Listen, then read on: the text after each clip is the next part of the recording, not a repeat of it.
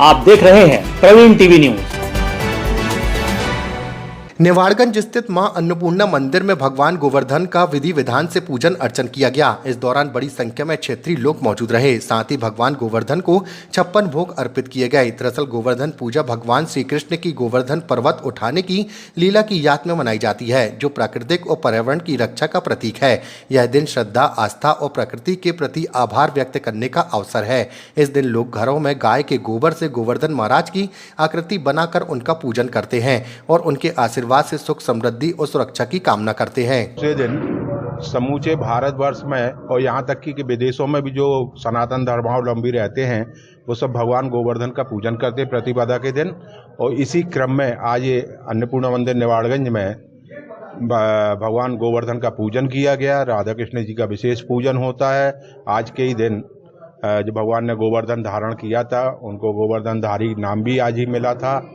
यहाँ माता रानी अन्नपूर्णा जी के और राधा कृष्ण जी के समक्ष आप देखेंगे 56 भोग उनको अन्नकूट जिसको नाम दिया जाता है वह अन्नकूट अर्पित किया जाता है। इसमें सभी प्रकार के व्यंजनों को समावेश किया जाता है। अब सवाल ये आता है कि भगवान गोवर्धन का आज पूजन क्यों किया जाता है।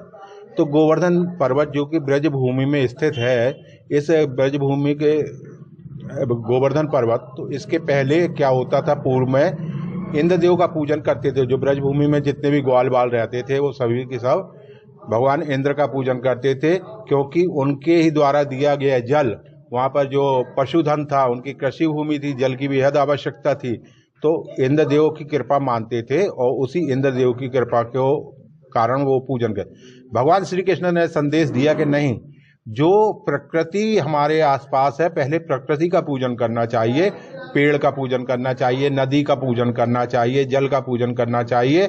और इसी क्रम में उन्होंने कहा कि गिरिराज जी का पूजन करो।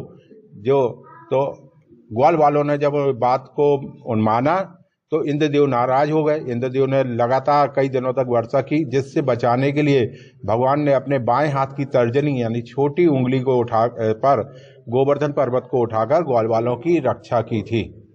और इसी तारतम्य जब से यह परंपरा शुरू हुई तो आज भी और सनातन काल तक, जिसका कोई अंत नहीं है, यह पूजन, यह क्रम चलता रहेगा। पंडित संजय गोस्वामी।